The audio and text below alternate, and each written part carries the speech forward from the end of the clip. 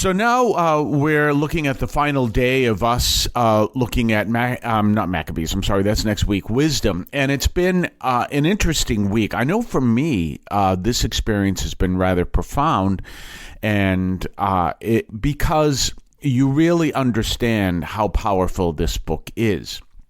And one of the things we're going to look at today is an attitude we're surrounded by, but it was also common, basically common through history. And it's that attitude that says we will not look for God because we can figure everything else on our own.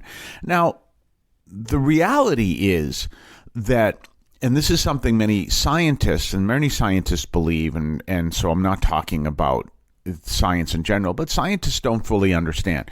They think in order to believe in God, you must subvert science. You must reject science. And there are people of faith that actually believe that. Anyone who says that you have to believe, whether they're Catholic or not, and there are members of the Catholic community who will say that, you have to believe the earth was created in 6 days by God, is someone who would subvert science. That's completely incorrect. We know that's not true. But we also know what Pope Benedict XVI said, that Genesis is not this mechanistic account of how the world was created. It's a prophecy. It's to teach us these deeper truths.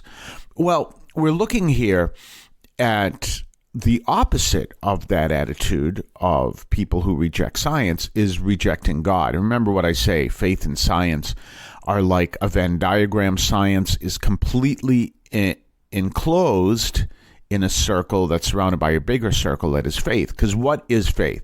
Faith is nothing more than believing that which we cannot perceive. We have understanding that it exists, but we cannot perceive it. And some people say, well, that's like believing in the tooth fairy. No, it's not. Because there is no evidence that there... now, don't let your children know this. There is no evidence of the tooth fairy like there is evidence of God. And so we get to this particular passage, and it's really talking about that attitude of rejecting the existence of God for the sake of looking at just the things of the earth. And what God is saying there, and we're seeing this in the wisdom of Solomon, is those things of the earth teach you the path to seek the greater truth which we find in God. You see that? So it's a rather fascinating understanding, and that's why it's so important for us to have a good understanding of science and a good understanding of faith. Do you see? And the book calls those who reject God foolish. That's also in the Psalms. The fool is the one who says there is no God. That God is real, God is true, but that doesn't mean that science is not. But if we truly understand science, science will lead us to experience the fullness of God. One of the lines that's used here is from studying the works. This is from chapter 1. This is from verse 1 of chapter 13 of the Wisdom of Solomon. What we're looking at here is, now I lost it. Studying the works did not discern the artisan. In other words, there are those that'll say everything we see around us is random. And I'm looking at one of the most beautiful views that I have. It's actually right outside my door. I'm at a convent in Brockton, Massachusetts. Brockton is a city. It's got a very strong inner city area. And so when I'm sitting there looking outside what looks like a forest, no, not so much a forest, but a field with a forest in the distance. It actually looks like something I've seen in Brazil. It's actually gorgeous. It's this huge field with the green grass and the trees which are losing their leaves and the different colors and plants in the middle, and it's just a beautiful territory. And then not too far from here, less than a mile, we start getting into a very city environment, actually closer than a mile, and then we go a little further than that, we get an inner city environment. I'm right across the street from Massasoit Community College. So we look at this beauty and we see this, and that's what wisdom is saying here, that you can see this beauty, and this beauty leads you to understand the artisan. Where did the beauty come from? How did this come to exist? And many people will say, who don't believe in God, will say, well, this was all by accident, which to us really doesn't make any sense. How can it be all by accident? It just doesn't make a lot of sense. And so there are people that will work very hard to prove it was all by accident, but it literally doesn't make any sense. But that doesn't mean we discount science. Now, one of the things science does, and this is important, is that it's not that they discount God. They look at everything through the natural and how things came to be in existence. That's not discounting God. And in fact, they need to do that. Why? Because all science does is investigate the material world. It can't investigate anything beyond that. It can try, but it can't investigate anything beyond that.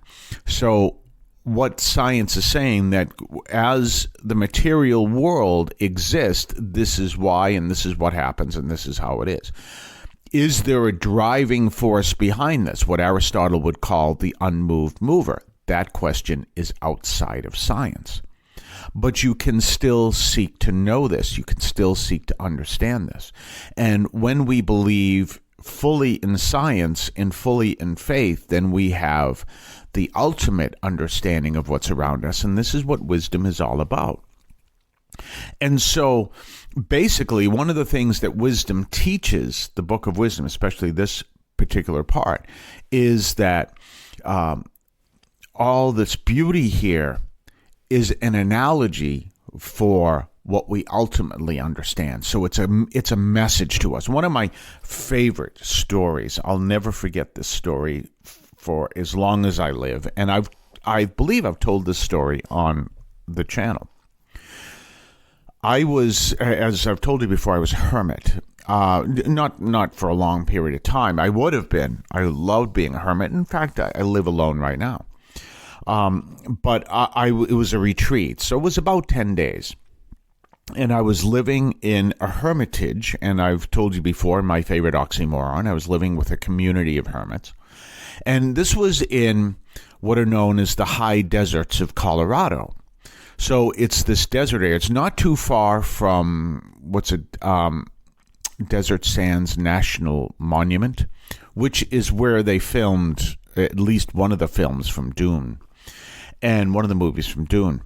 And as I like to say, when I was with a friend of mine, we visited, it's just like walking on the moon. Now, my father, who was a newspaper reporter, would look at me right away and say, "Have you ever walked on the moon?" No, I haven't.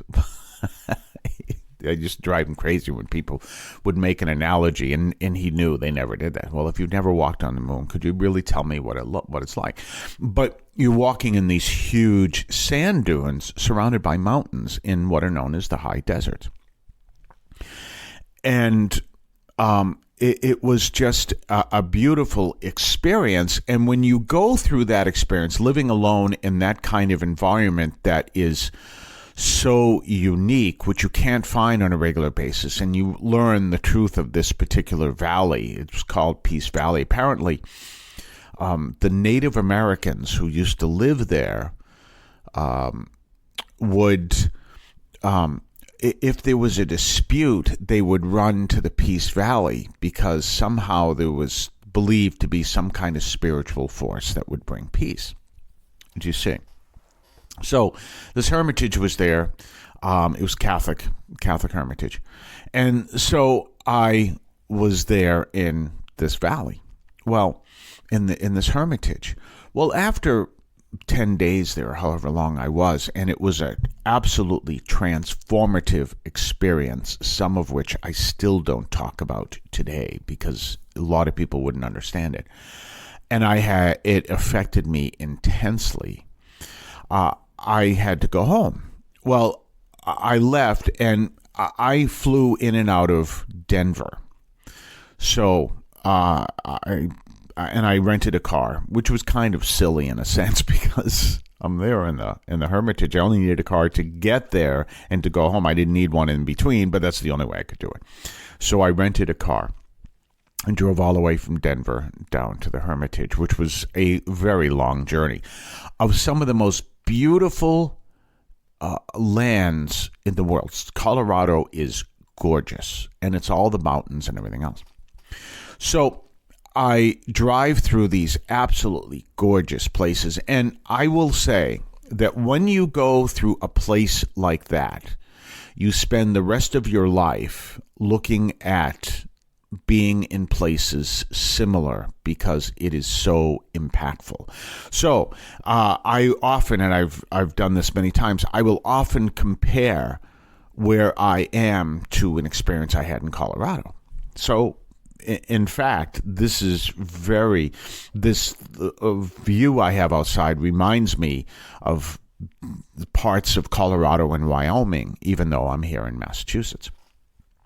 So, in any case, I'm driving back to Denver, and it's such a long ride. I left probably in the afternoon, and by the time I got up to the Denver area, it was nighttime. So, I arrive at my hotel, which I don't think I reserved anything. I know I didn't. I didn't reserve anything. I just figured, well, I'd find a hotel when I got wherever I was going. So I'm in the Denver area, not in Denver per se, but and so I find a hotel and I stayed at the hotel. Well, the following morning, I'm looking out the window and the beauty of the mountains is intense. And you can relate them in a sense to the Appalachian Mountains out here and the Berkshires, which are part of the Appalachian Mountains. But obviously, they're not as high. The Rocky Mountains are huge. And I was also near the Sangre de Cristo Mountains, where I was in the Hermitage. So it's early morning. I wake up, I look outside, and I see this absolutely gorgeous view of the mountains, of the valleys in between them. As I'm looking out my window, I was probably maybe on the 5th or 6th floor, maybe a little higher. And then I see this interstate below me. I forget which interstate it was. But anyway, this interstate below me. And you've got these cars going back and forth all the time. These cars going, because they're all on their way to work and they're driving and whatever, going to school, going to work, on the whole bit. And you got this intense sense, at least I did, as I'm looking out there, that you see these gorgeous mountains and people are busy going to work, and you got this intense sense of, I'm here. Don't you see me? I'm here. Not me, God saying, I'm here. Don't get lost in your busyness that you miss that I'm here, which is similar to what we're seeing in wisdom, that the beauty of the world is an analogy for leading us to the artisan who gives us even greater beauty. So I got this sense anyway as I'm looking out, and I'm saying, oh, this is gorgeous. And remember, I have been transformed by this experience in the Hermitage. So in any case, it was time for me to fly. This is, by the way, before 9/11, so this is back in the earlier days of security. So you could get there a little later. But anyway, it's time for me to fly back to Boston from Denver. And at the time, what a scam this was. This is what I just got to say this. They've since changed it, but there were no gas stations at the airport at the time. So you'd fill the car up, your rented car up with gas, and you'd drive to the airport, and you try to fill it up closest to the airport you could, but there were no gas stations at the airport. So you still get charged a little bit to fill the tank, which, granted, the more you filled it beforehand, you didn't have to fill that much. But I said, oh, what a scam that is. But anyway, they've since put gas stations over at the airport. The airport was fairly new at the time. And the airport, by the way, the Denver airport is a huge tent. That's literally what the airport is. So in any case, I get to the airport. I fly home. And when I get home, I'm looking at my receipts. I'm just kind of checking things out, looking at the receipts. And as I look at the receipts, I go, whoa. And I checked this out. I'm looking. I said, Yeah. Oh, wow. And what I discovered was that I had picked a unique place for this hotel that kind of relates to this whole thing. But I will discuss that on the other side of the break. You're listening to the Catholic Audio Media Podcast on your favorite podcast platform. Don't forget to subscribe and comment and let us know, and we'll be back right after this. Did you know that you can listen to Catholic Audio Media on the iHeartRadio app? Catholic Audio Media is now available through your iHeartRadio app. If you don't have the app, download it to your smartphone, tablet, or computer and subscribe through the podcast tab to Catholic Audio Media. You can also enable them through your smart speaker and hear them through the smart speaker as well. Just ask for Catholic Audio Media Podcast from iHeartRadio. You can hear them anywhere. You can listen to them as you're jogging. You can listen to them as you're preparing to go to bed. You can listen to them as you're eating and having breakfast or lunch or dinner. You can hear them anytime you want at iHeartRadio through the iHeartRadio app. Don't forget to subscribe to us on Patreon. Patreon.com/Catholic Audio Media. Patreon.com/Catholic Audio Media. Check us out. Check what we have to offer. Previews of upcoming podcasts.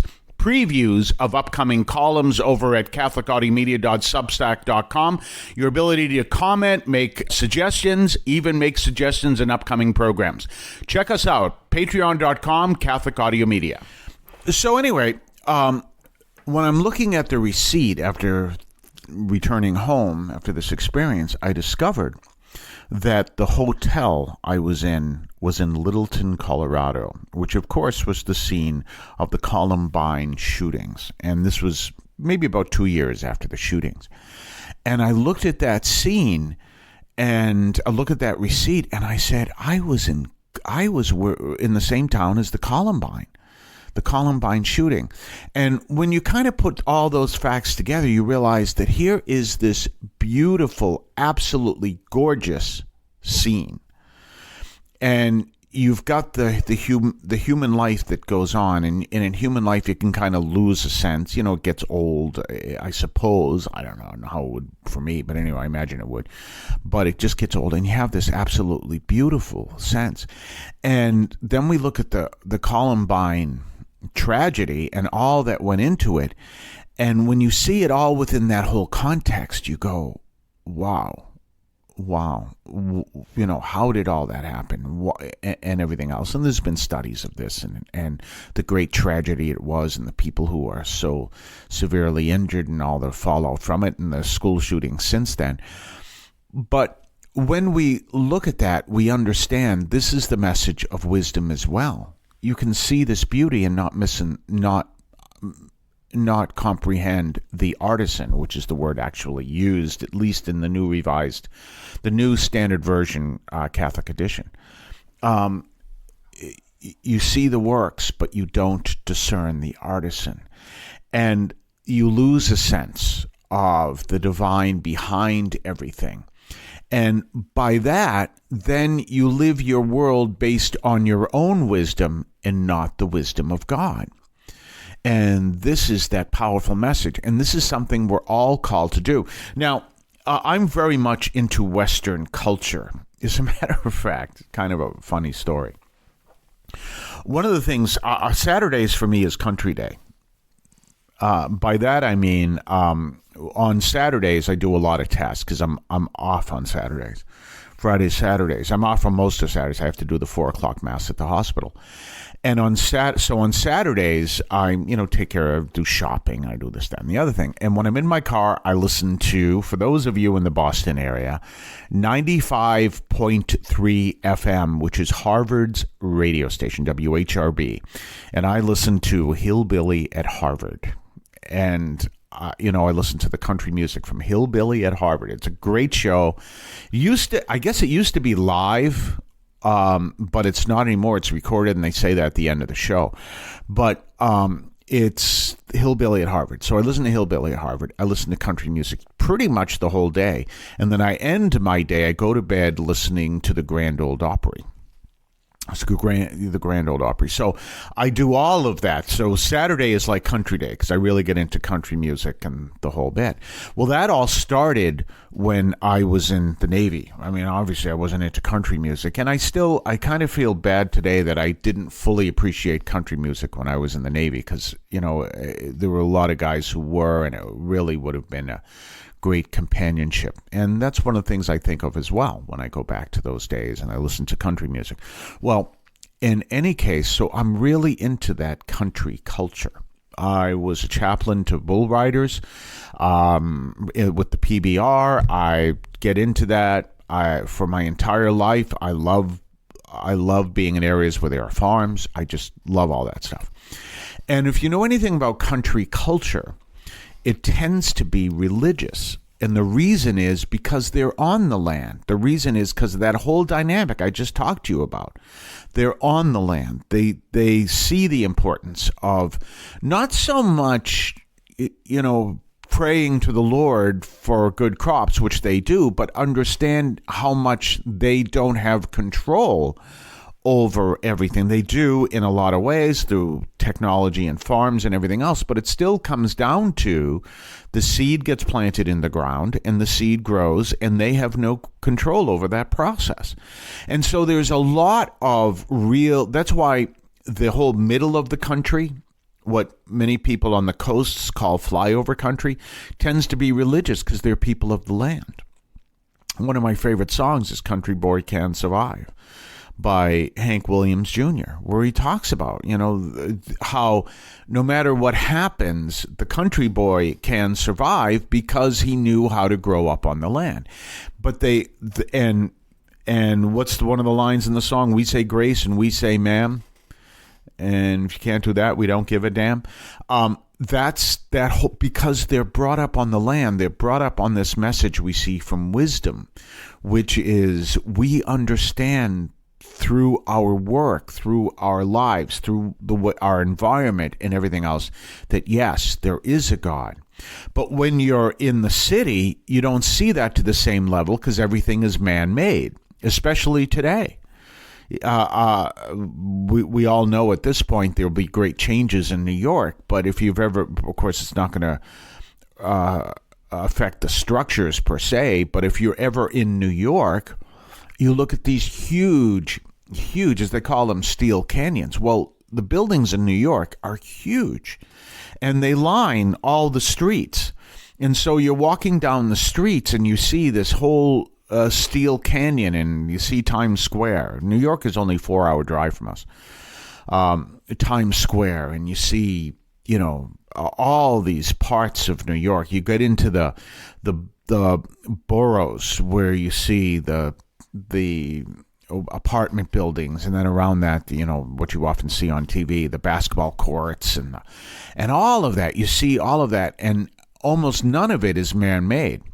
I've told you one of my favorite places in New York is Washington Square Park. That's all man-made, but it's really kind of reflects a very human reality, Washington Square Park. So you see these two divisions, and that's what the Book of Wisdom is talking about. The people who may understand nature, but they don't see the artisan behind the art. And then there are those who and the Book of Wisdom calls those people foolish. And then you see those who are beyond that. I had I'm going to get a little political, not so much. I'm not going to make an endorsement or anything else, but I was at a rodeo in Norton, Massachusetts. In Norton, Massachusetts, a rodeo that I don't know if it's still going on, but used to happen every Saturday. And I was visiting this rodeo in Norton, Massachusetts. Wonderful experience. And I realized you had all these the cowboy culture, because that's what rodeos are from, cowboy culture here in Norton, Massachusetts. And I was thinking of it and saying Elizabeth Warren represents not only the people up at Harvard and the people in Boston, she represents these people. So does Ed Markey. It represents these people because they're all part of Massachusetts, except for the ones that may come up from Rhode Island and some from Connecticut. But basically, they're mostly there from Massachusetts. So even though we may think of her as representing the city of Boston, she represents the entire state, and therefore so does Ed Markey. They represent the entire state, and they represent these two different views. And you could see that cowboy culture and everything, even though we're in Norton, Massachusetts, because they live close to the land. And this is what, as I've said a few times in the show, this is what wisdom is talking about. Find the artisan through the art. Know the artisan is real, and don't, this is their words, this is the words of the wisdom of Solomon. Don't be a fool by rejecting the artist by only looking at the art. You see, all of that comes together, and it's just so absolutely beautiful. So this is a powerful message. Again, when you hear that at the daily reading today, go listen to that. Maybe reflect on the readings later on, as obviously I do for the program. I look these over and go, oh, wow, there's so much there. And this week has been one of the most profound weeks. And when the week began, I was like, what am I going to do with wisdom? I knew of wisdom, and I knew obviously I'd read it before, but this was a profound week as I looked deeper into what was being said. We're going to be back on the other side of the break. You're listening to the Catholic Audio Media Podcast. Subscribe, leave a comment, and we'll be back right after this. Life can be challenging, but amidst the trials and tribulations, there is wisdom to be found. Welcome to Sirach 2, a chapter filled with timeless guidance and insights from the book of Sirach. In this chapter, we learn the importance of remaining steadfast in our faith, even in the face of adversity. It teaches us to be patient, for trials can shape our character and lead to spiritual growth. Seeking wisdom and understanding is of utmost importance. Sirach 2 reminds us to study the teachings of the wise, be open to correction, and follow God's commandments. By doing so, we can find true fulfillment and blessings. Don't be discouraged by the temporary prosperity of the wicked or the challenges you may face. Trust in God's justice, for he rewards those who diligently seek him. Join us on this journey of faith as we discover the path to a meaningful and fulfilling life. Sirach 2 is your roadmap to wisdom, patience, and eternal blessings. Read Sirach 2 and let its timeless wisdom guide you through life's ups and downs. Available now in the book of Sirach, part of the Old Testament. Don't forget to subscribe to us on Patreon, patreon.com/Catholic Audio Media, patreon.com/Catholic Audio Media. Check us out. Check what we have to offer, previews of upcoming podcasts, previews of upcoming columns over at catholicaudiomedia.substack.com, your ability to comment, make suggestions, even make suggestions in upcoming programs. Check us out, patreon.com, Catholic Audio Media. Next week, we have the powerful book of Maccabees, and there are actually two books of Maccabees. It actually is the source of purgatory. Only found in a Catholic Bible. It is the source of the story of Hanukkah for the Jewish community. It's a pretty powerful story, and it talks about that fight, which is so common, between a government that tries to do the right thing but rejects God, and those who choose to live as people who are children of God, also seeking to do the right thing. So everyone is well-intentioned, but sometimes the best of intentions creates disaster, and in this case, we see that. If you want to have an example, kind of reflect on it, I always bring this up, of what the story of Maccabees is all about, look for that bumper sticker as you're driving around today or over the weekend that says coexist with all the different religious symbols. That is right out of, even people don't understand that, the book of Maccabees. Yep. So we're going to be looking at that. And as we understand that message, during the week, we'll understand what it really means to stand up for what we believe in, and how many people will not. That's just the reality. We're going to look at all of that from the book of Maccabees. Comes to us, I think, from about 200 years before Christ. We'll be back on Monday. Have yourself a blessed weekend. The Catholic teaching in this podcast is reflected and presented as accurately as possible. The opinions expressed are those of the participants and do not necessarily reflect those of the Archdiocese of Boston or any other institution.